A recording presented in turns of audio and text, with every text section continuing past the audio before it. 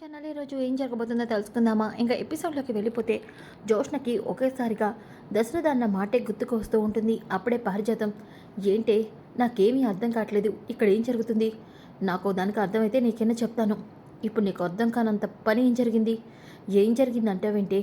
ఇప్పటి వరకు నువ్వు దశరథ సుమిత్ర కూతురువి కాదు, నా మనవరాలివే అనుకున్నాను. ఎప్పుడైతే సుమిత్ర బ్లడ్ శాంపిల్స్ వచ్చాయో అప్పుడే నువ్వు ఇంటి వారసురాలవని నాకు అర్థమైంది.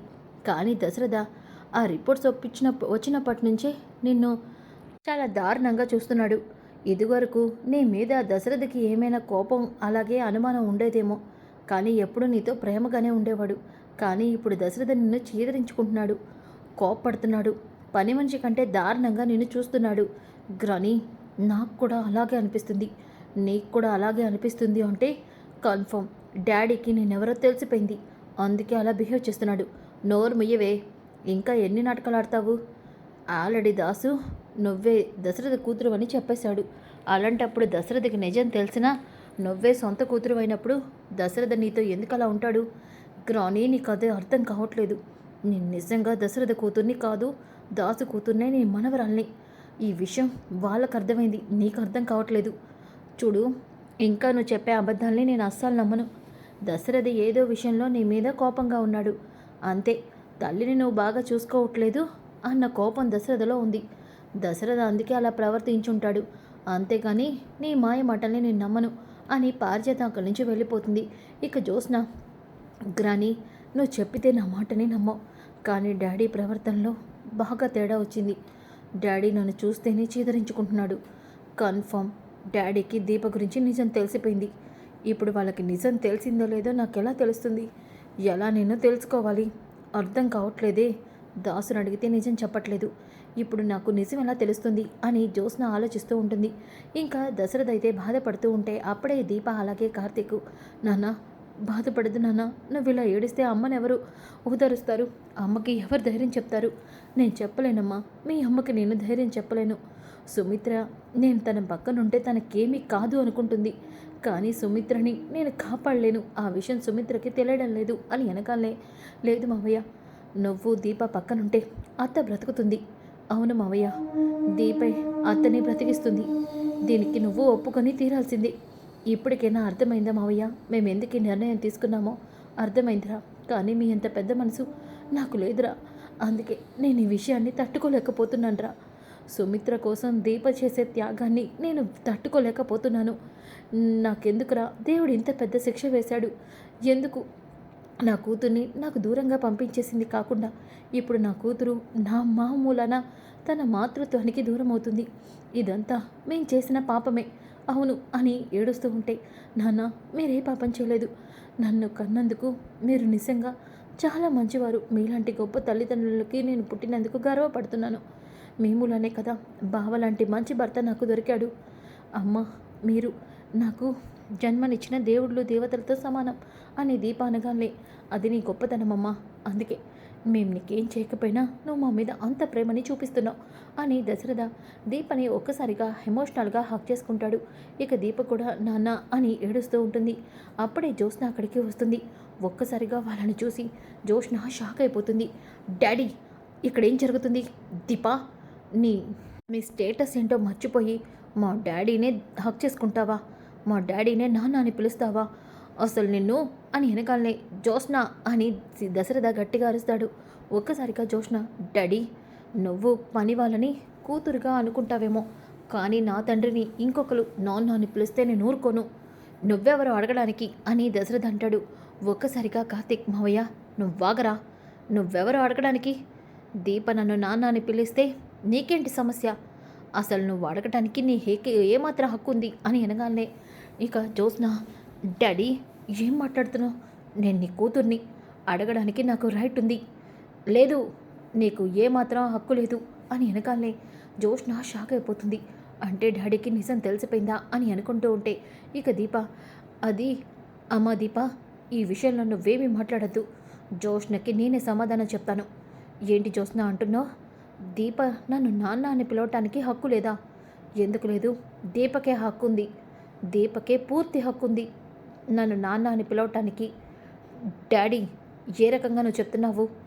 ఏ రకంగానూ అంటే దీపకి కన్యాదానం చేసి పెళ్లి చేశాను నేనే. అలాగే మీ అమ్మకి ఆరోగ్యం బాగోకపోతే దీపే కూతురులాగా సుమిత్రని చూసుకుంటుంది. ఇప్పుడు కూడా తండ్రిగా నేను బాధపడుతూ ఉంటే దీప నన్ను ఓదార్చింది. చెప్పు, కూతురుగా నీకు నా మీద హక్కుందా, దీపకుందా? డాడీ మాట్లాడకు. ఆస్తులకి అలాగే తల్లిదండ్రుల గొప్పలు చెప్పుకోవడానికో పిల్లలు కాదు, వాళ్ళ ప్రేమానుబంధాన్ని పంచుకోవడానికి కూడా వాళ్ళ బాధని తట్టుకునే శక్తి కూడా ఉండాలి. ఆ అర్హత నీకు ఎప్పుడూ లేదు. ఆ అర్హత దీపకు మాత్రమే ఉంది. ఇక ఒక్క మాట కూడా నువ్వు మాట్లాడడానికి వీల్లేదు. వెళ్ళిక్కడి నుంచి అని వెనకాలనే మీకెప్పుడు పని వాళ్ళ మీదే ప్రేమ ఉంటుంది, నా మీద ఉండదులే అని జ్యోత్స్న అక్కడి నుంచి వెళ్ళిపోతుంది. ఇక కార్తిక్, మావయ్య జ్యోత్స్న విషయంలో ఎందుకు అలా మాట్లాడావు? మాట్లాడాలరా, నా కూతురు ఇంత త్యాగం చేస్తుంది. జ్యోత్స్న నోటుకొచ్చినట్టు మాట్లాడుతూ ఉంటే నేను ఎలా చూస్తూ ఊరుకుంటాను? అందుకే అలా మాట్లాడాను. డాక్టర్ ఏమన్నారా? డాక్టర్ని ట్రీట్మెంట్ చేయడానికి మేము ఓకే చెప్పాము. ఒరే కార్తిక్, మావయ్య ఇక నువ్వేమీ ఆలోచించద్దు. ఇప్పుడు ఆ అత్తని బ్రతికించుకోవడం మనకి అవసరం. సమయం దాటిపోతే అత్త మనకి దక్కదు. అప్పుడు దీప చేసిన త్యాగానికి కూడా అర్థం ఉండదు. అది కాదురా కార్తిక్, మరి ట్రీట్మెంట్ చేయాలి అంటే ట్రీట్మెంట్కి దీపని రేపు హాస్పిటల్లో జాయిన్ అవ్వమన్నారు మావయ్య. ముందు ప్రొసీజర్ స్టార్ట్ చేస్తారంట. ఆ తర్వాత అత్తని మనం జాయిన్ చేయించాల్సి ఉంది. ఇప్పుడు దీప హాస్పిటల్లో జాయిన్ అయితే ఇటు కాంచన ఇటు ఇంట్లో అందరికీ అనుమానం వస్తుంది కదరా. అవును మావయ్య, అందుకే ఈ విషయంలో నువ్వే మాకు హెల్ప్ చేయాలి. నేనేం చేయాలరా? నేను ఒక విషయం చెప్తాను, నువ్వు కూడా అలాగే చెప్తే ఖచ్చితంగా అమ్మ అలాగే ఇటు తాత, జ్యోత్స్న, పారు అందరికీ కూడా ఏ అనుమానం రాదు. ఏం చేయాలరా నేను చెప్తాను మావయ్య అని చెప్పేసి కార్తిక్ అయితే ఇక దీపం తీసుకొని ఇంటికైతే బయలుదేరుతాడు. ఇక రాత్రి అవుతుంది. దీప, బావా ఇంతకీ నువ్వేం ఆలోచించావు? ఏం చేయాలనుకున్నావు? రేపు నన్ను హాస్పిటల్లో ఎలా జాయిన్ చేపిస్తావు? దీప, దానికి నేనేం చేస్తానో నాకే తెలీదు. దీనికి అమ్మ ఒప్పుకుంటుందో లేదో కూడా నాకు తెలీదు. ఏంటి బావ నువ్వు అంటుంది? ఒరే కార్తీక్, అమ్మ ఒప్పుకుంటుందా లేదా అంటున్నావేంటి? ఏమైంది అని కాంచన అంటుంది. అప్పుడే అనసి కూడా అక్కడికి వస్తుంది. ఇక కార్తీక్, పెద్దమ్మ మీరు కూడా ఉండండి అని వెనకాలనే ఏమైంది కార్తీక్ బాబు అని అంటుంది. ఇంతలోకి కాంచన, ఒరే కార్తీక్ చెప్పరా, మా నాన్న చెప్పాడు మీ ఇద్దరు ఏదో రెగ్యులర్ చెకప్కి వెళ్ళారని. ఏమైందిరా? దీపక్ అంతా బాగానే ఉంది కదా, చెప్పరా. దీపక్ కడుపులో బిడ్డ మీద నేను ఎన్నో ఆశలు పెట్టుకున్నాను. దీపక్ ఏం కాలేదు కదా. అమ్మా నువ్వెందుకు అలా కంగారు పడుతున్నావు? దీపక్ ఏమీ కాలేదు. కాకపోతే కాకపోతే ఏమైందిరా? దీప కడుపులో బిడ్డకి ఏ సమస్య లేదు కదా అని కాంచన విలవిల్లాడుతూ ఉంటే ఇక కార్తీక్, అమ్మా నేను బిడ్డకి ఏం కాలేదని చెప్పకపోతుంటే నేను వింత విలవిల్లాడుతున్నావు. రేపు ఆ బిడ్డ భూమి మీదకే రాదని తెలిస్తే నువ్వు తట్టుకోగలవా అని కార్తీక్ ఎమోషనల్ అవుతూ ఉంటాయి. ఇక దీప బావా అని చేయి పట్టుకుంటుంది. ఇక కార్తీక్ కన్నీళ్ళని తుడుచుకుంటూ, అమ్మా అదేం లేదు. దీప అత్తకి ఆరోగ్యం బాగోపోయేసరికి దీప అప్సెట్ అవుతుంది కదా. అలాగే దీప ఈ టైంలో చాలా హ్యాపీగా అలాగే పీస్ఫుల్గా ఉండాలని డాక్టర్ చెప్పారు. అందుకని దీపని కొన్ని రోజులు ఆశ్రమానికి పంపిద్దాం అనుకుంటున్నాను. దీప అత్త ట్రీట్మెంట్ అయ్యే వరకు ఆశ్రమంలో ఉండడం బెటర్ అని మావయ్య చెప్పారు. మావయ్యకి తెలిసిన ఆశ్రమానికి దీపని పంపించాలనుకుంటున్నాను. నేను ఒప్పుకోనరా అని కాంచన అంటుంది. ఇక అలసయ్య, అవును బాబు నేను కూడా ఒప్పుకోను అని వెనకాలనే ఇక దీప, ఏమైందత్తా ఎందుకు ఒప్పుకోనంటున్నారు అని వెనకాలనే, ఎవరూ లేనట్టు దీప ఆశ్రమానికి వెళ్ళడం ఏంట్రా? దీపని చూసుకోవడానికి ఇక్కడ ఇంతమంది ఉన్నాం. ఒకవేళ మా వదినికి ఆపరేషన్ అయితే దీప అక్కడికి వెళ్ళాల్సిన అవసరం ఏముంది? ఇక్కడే ఉండొచ్చు కదా. అక్క నేను ఇద్దరం దీపం చూసుకుంటాం అని వెనకాలనే శ్రీధర్ అప్పుడే అక్కడికి వస్తాడు. కరెక్ట్గా చెప్పావు కాంచన, కావాలంటే కావేరిని కూడా ఇక్కడికి పంపిస్తాను. స్వప్న కూడా ఇక్కడికే వస్తుంది. దీపం చూసుకోవడానికి మీరందరూ ఉంటారు కదా. నా కోడలు ఆశ్రమానికి వెళ్ళాల్సిన అవసరం ఏముంది అని శ్రీధర్ అంటాడు. ఇక కార్తీక్, మాస్టరు మీరు కొంచెం మేము చెప్పేది వినండి మాస్టారు. చూడరా, నువ్వు చెప్పేది నేను కాదు మీ అమ్మ కూడా విందు. మాస్టారు నన్ను అర్థం చేసుకోండి అని వెనకాలనే అప్పుడే దశరథ కూడా ఇంటికి వస్తాడు. ఇక శ్రీధర్ అలాగే కాంచన దశరథని చూసి, బావా అన్నయ్య నువ్వేంటి ఈ టైంలో వచ్చావు? దీపని ఆశ్రమానికి పంపించాలనుకుంటున్నాను కదమ్మా, ఆ విషయం గురించి మాట్లాడదామనే వచ్చాను. ఏంటన్నయ్య నువ్వు కూడా అలా మాట్లాడుతున్నావు? లేదమ్మా, దీప ఇప్పుడు ఆశ్రమానికి వెళ్ళడమే మంచిది. అవును, ఎందుకంటే సుమిత్ర ఆపరేషన్ జరుగుతూ ఉంటే మనమందరం ఆ విషయంలో ఉంటాం. దీప కూడా ఆ విషయంలో చాలా బాధపడుతూ ఉంది. ఇక్కడే ఉంటే దీప వాటి గురించి ఆలోచిస్తూ ఉంటుంది. అందుకనే అని వెనగాలనే, అన్నయ్య, దీప కడుపులోని బిడ్డ మన అమ్మ అని నువ్వు కూడా నమ్ముతున్నావు కదన్నయ్య. అందుకే ఆ బిడ్డ గురించి నువ్వు కూడా ఇలా ఆలోచిస్తున్నావు కదన్నయ్య అని వెనకాలనే దశరథ, కాంచన నన్ను క్షమించమ్మా, నేను ఇంత పని చేస్తానని ఊహించలేదు అని దశరథ లోపల లోపల కుమిలిపోతూ ఉంటాడు. అన్నయ్య, ఏంటన్నయ్య మాట్లాడవు? నా కోడల కోసం నువ్వు ఇలా ఆలోచిస్తున్నావు అంటే నిజంగా నీ మనసు బంగారం అన్నయ్య అని అంటూ ఉంటే దీప కూడా ఎమోషనల్ అవుతుంది. ఇక కార్తీక్, ఇక ఈ విషయాన్ని ఇక్కడితో వదిలేయండి. దీప రేపే ఆశ్రమానికి వెళ్తుంది. దీప, నీకు కావాల్సిన బట్టలన్నీ సర్దుకో. మా అమ్మ ఆశ్రమానికి వెళ్తే మరి నేను ఉండనుగా, మా అమ్మ లేకపోతే నేను ఉండను అని శౌర్య అంటుంది. ఇక ఒక్కసారిగా దశరథ శౌర్య అంటూ శౌర్యని హక్ చేసుకుంటాడు. అన్నయ్య, ఏమైంది అని వెనకాలనే, ఏం లేదమ్మా, కొన్ని బంధాలు మనసుని తేలికపరుస్తాయి.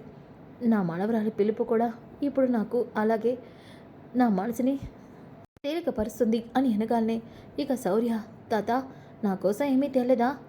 ఎందుకు తెలియదు, తెచ్చాను తల్లి అని చాక్లెట్లు ఇస్తాడు. ఇక కార్తీక్, శౌర్య టైం అవుతుంది, వెళ్ళి నువ్వు మీ నాన్నమ్మ గదిలో పడుకో వెళ్ళు అని వెనకాలనే, మరి అమ్మ ఆశ్రమానికి వెళ్తే నేను కూడా అమ్మతో పాటే వెళ్ళిపోతాను, నేను ఇక్కడ ఉండను, నాకు అమ్మ లేకపోతే ఇక్కడ నిద్ర పట్టదు అని వెనకాలనే శౌర్య, అలా మాట్లాడకూడదు. అన్ని రోజులు సెలవు పెడితే స్కూల్లో ఊరుకోరు, కొన్ని రోజులే కదా, అయినా అక్కడ అమ్మ రెస్ట్గా ఉండాలని డాక్టర్లు చెప్పారు. డాక్టర్లు చెప్పడం ఏంట్రా? అంటే అదేనమ్మా, ఆశ్రమంలో డాక్టర్ కూడా ఉంటారు కదా, దీప అక్కడ కష్టపడకూడదనే కదా పంపిస్తున్నాం, శౌర్య వెళ్తే ఇబ్బంది అవుతుంది కదా అని అంటాడు. ఇక కాంచన అలాగే అనసూయ, శౌర్యని మే నచ్చ చెప్తానులే అని అంటారు. ఇక దశరథ, ఒరే కార్తీక్, నీతో మాట్లాడాలి, బయటికి రా అని వెనకాలనే ఇక కార్తీక్ బయటకు వస్తాడు. ఒరే, నా చెల్లిని చూస్తుంటే నాకు జాలిస్తుందిరా, నా చెల్లి ఆనందాన్ని నేనే చిదిమిస్తున్నానురా. రేపు నా చెల్లి, అన్నయ్య నీకు నిజం తెలిసి కూడా ఎందుకు నా నా మనవరాల్ని ఇలా కడుపులోనే చంపేశాం అంటే నేనేం సమాధానం చెప్పాలి? మావయ్య, ఎందుకు ఇలా బాధపడుతున్నావు? రేపు అమ్మకి నిజం తెలిస్తే తట్టుకోలేదు, ఆ విషయం నాకు తెలుసు, కానీ దానికి మనం ప్రిపేర్ అయి ఉండాలి. మనం ఇప్పుడు ఆలోచించాల్సింది అత్త గురించి, నువ్వు ఇక దేని గురించి ఆలోచించద్దు అని అనగానే అప్పుడే శ్రీధర్ అక్కడికి వస్తాడు. ఏంటి అల్లుడును మేనమామ ఏదో మాట్లాడుకుంటున్నారు? ఏం లేదు శ్రీధర్, నేను సుమిత్ర గురించి మాట్లాడుతున్నాను, ఇంకేం భయం లేదులే బావా, ఎలాగో జోష్న బోన్ మ్యారో సుమిత్ర వదినికి ఇస్తున్నారు కాబట్టి ఇంకా సుమిత్ర సిస్టర్కి ఏం కాదులే. అవును, ఏమీ కాదు మాస్టరు, మీరు ఇక బయలుదేరండి అని కార్తీక్ అంటాడు. ఇక ఉదయం అవుతుంది.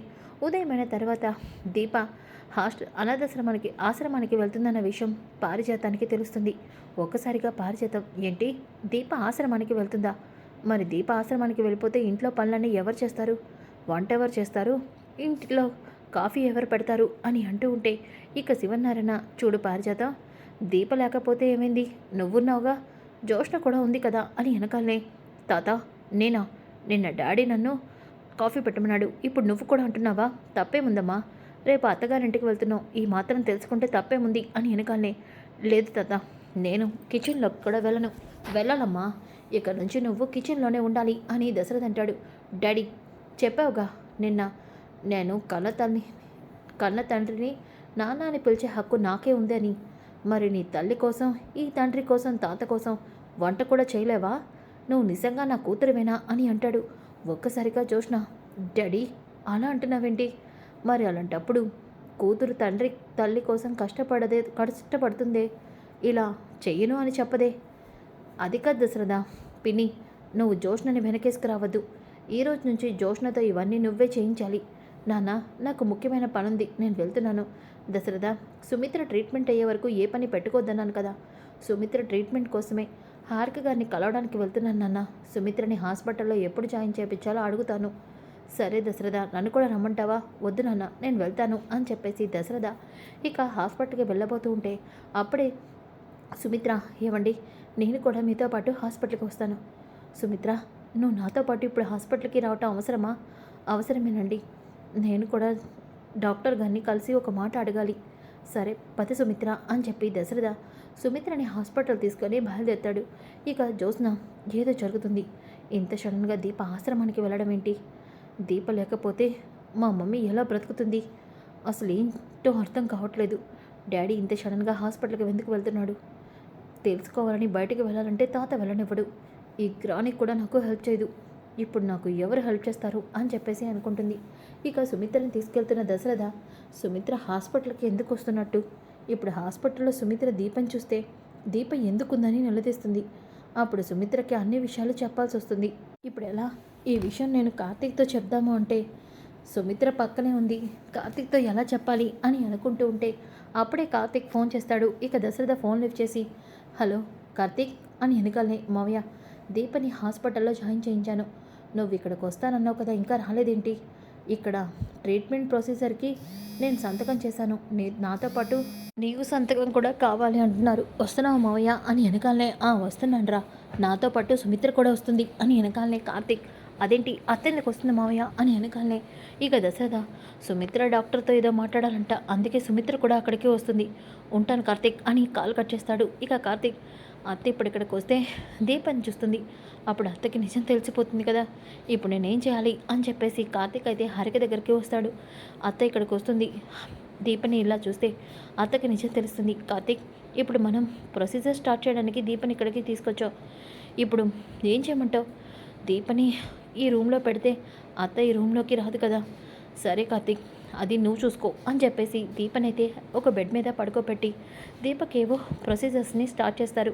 ఇంతలోకి సుమిత్ర అలాగే దశరథ హాస్పిటల్కి అయితే వస్తారు. ఇక హారికని కలుస్తారు. ఇక హారికని చూసిన సుమిత్ర మీతో మాట్లాడాలని ఇక్కడికి వచ్చాను, చెప్పండి సుమిత్ర గారు, మీకేం డౌట్ ఉంది, మీరు ఇక్కడ నాతో ఏం మాట్లాడాలనుకుంటున్నారు? డాక్టర్ నా కూతురు నాకు బోన్ మ్యారో ఇస్తుంది, ఇలా నాకు బోన్ మ్యారో అవ్వటం వల్ల నా కూతురికి ఏ ప్రమాదం లేదు కదా, ఆ విషయం తెలుసుకుందామని ఇక్కడికి వచ్చాను అని వెనకాలనే ఒక్కసారిగా కార్తీక్ అలాగే దశరథ షాక్ అయిపోతారు. అత్త నీ కూతురు నీకు బోన్ మ్యారో ఇవ్వటం వల్ల తన మాతృత్వాన్ని కోల్పోతుంది అని చెప్పేసి కార్తీక్ దశరథ అనుకుంటారు. ఇక హారిక సుమిత్ర గారు మీకు ఎందుకు డౌట్ వచ్చింది? డాక్టర్ నా కూతుర్ని నేను నవమాసాలు నా కడుపులో మోసి కన్నాను, జోష్న పుట్టినప్పుడే డాక్టర్ చెప్పారు నా గర్భసంచి వీక్గా ఉందని, జోష్న పుట్టడం వల్ల నా ప్రాణానికే ప్రమాదం అని, అయినా నేను కూతుర్ని కట్టాలని చెప్పాను, అందుకే అడుగుతున్నాను, నా కూతురికే ప్రమాదం లేదు కదా అని వెనకాలనే సుమిత్ర అని చూసిన హారిక ఎమోషనల్ అవుతూ ఉంటే ఇక కార్తీక్ దండం పెట్టి బ్రతమాలాడతాడు. ఇక హారిక సుమిత్ర గారు మీరు ఏ టెన్షన్ పడద్దు, మీ బోన్ మ్యారో ట్రాన్స్ప్లాంటేషన్ వల్ల ఎటువంటి ఇబ్బంది ఉండదు, జోష్నకేమీ కాదు అని వెనకాలనే ఇప్పుడు నాకు సంతోషంగా ఉంది అని చెప్పేసి అంటుంది. ఇంతలోకి దశరథ సుమిత్ర నేను ఇప్పుడే వస్తానుండు అని చెప్పేసి ఇక కార్తీక్తో పాటు బయటికి వస్తాడు. ఇక హారిక కూడా అప్పుడే బయటికి వెళ్తుంది. ఇక హారిక వచ్చి సుమిత్ర గారిని చూస్తుంటే నాకు చాలా బాధగా అనిపిస్తుంది, ఏ తల్లికి ఇలాంటి పరిస్థితి రాకూడదు, డాక్టర్ దయచేసి మా అత్తకి నిజం చెప్పద్దు. చెప్పను డాక్టర్, చెప్పను కార్తీక్, పేషెంట్ కండిషన్ తెలిసి ఎలా చెప్తాను, ముందు దీపకి ప్రొసెసర్ని స్టార్ట్ చేశాం, నేను ఇప్పుడు అక్కడ ఉండాలి, వెళ్తున్నాను అని చెప్పేసి హారిక అక్కడి నుంచి వెళ్ళిపోతుంది. ఇక దశరథ ఏంట్రా నా పరిస్థితి అని బాధపడుతూ ఉంటే అప్పుడే ఇక సుమిత్ర దగ్గరికి నర్స్ వస్తుంది. ఇక నర్సులేమో దీప ఫైల్ కోసం వెతుకుతూ ఉంటే అప్పుడే దీప ఫైల్ కనిపిస్తుంది. ఇంతలోకి సుమిత్ర ఆ ఫైల్ని చూస్తుంది. ఇది దీప ఫైల్ కదా, అవును దీప పేరుంది, ఏంటి దీప ఫైల్ని తీసుకెళ్తున్నారు, ఈ మనిషి ప్రెగ్నెంట్ అయ్యండి వాళ్ళ అమ్మని కాపాడుకోవడానికి బోన్ మ్యారో ఇస్తున్నారు, ఇప్పుడు ఆ ప్రొసీజరే స్టార్ట్ చేస్తున్నాము అని వినగానే ఏంటి మీరు అంటుంది, అవునండి ఆ అమ్మాయి చాలా గ్రేట్, కన్న తల్లి కోసం తన కన్న తల్లికి బోన్ మ్యారో ఇవ్వాలని కడుపులో బిడ్డని కూడా త్యాగం చేసుకుంటుంది, అలాంటి బిడ్డని ఏ తల్లి కన్నదో కానీ చాలా గొప్పది అని వెనకాలనే సుమిత్ర షాక్ అవుతుంది. ఇక పేషెంట్ ఎక్కడుంది అని వెనగానే ఈ పక్క రూమ్లోనే మేడం అని అంటుంది. ఇక సుమిత్ర వెళ్ళి చూడగానే అక్కడ బెడ్ మీద దీప పడుకొని ఉంటుంది. ఒక్కసారిగా దీపం చూసిన సుమిత్ర షాక్ అవుతుంది. ఏంటి దీప బోన్ మ్యారో ఇచ్చేది నాకా, దీప ఎవరు అని ఆశ్చర్యంగా లోపలికి వెళ్ళి హారికని నిలదీస్తుంది. ఇక హారిక సుమిత్ర గారు అది అని వెనకాలనే చెప్పండి డాక్టర్, నాకు బోన్ మ్యారో ఇస్తుంది దీప, చెప్పండి అంటే దీప ఎవరు, నా కూతురా అని వెనగానే సారీ సుమిత్ర గారు, ఈ నిజాన్ని మీ దగ్గర దాచిపెట్టమని కార్తీక్ అలాగే దశరథ గారు చెప్పారు, కానీ మీకు నిజం తెలిసిపోయింది, తనే మీ కూతురు, తనే మీకు బోన్ మ్యారో ఇస్తుంది, దీప తన మాతృత్వాన్ని కూడా త్యాగం చేసి మిమ్మల్ని బ్రతికించుకోవాలనుకుంటుంది అని వెనకాలనే ఒక్కసారిగా సుమిత్ర షాక్ అవుతుంది. అప్పుడే దశరథ కార్తీక్ కూడా అక్కడికి వస్తారు. ఇక దశరథ సుమిత్ర ఏంటండి, దీప మన కూతురు అన్న విషయాన్ని ఎందుకు నాతో చెప్పలేదు, దీప నా కోసం ఎంత త్యాగం చేస్తుందా అని వెనకాలనే ఒక్కసారిగా అందరూ షాక్ అయిపోతారు. సో ఫ్రెండ్స్, కమింగ్ ఎపిసోడ్ చాలా ఇంట్రెస్టింగ్గా ఉంటుంది. Don't miss. ఈ వీడియో నచ్చితే లైక్ చేయండి, షేర్ చేయండి. Thanks for watching.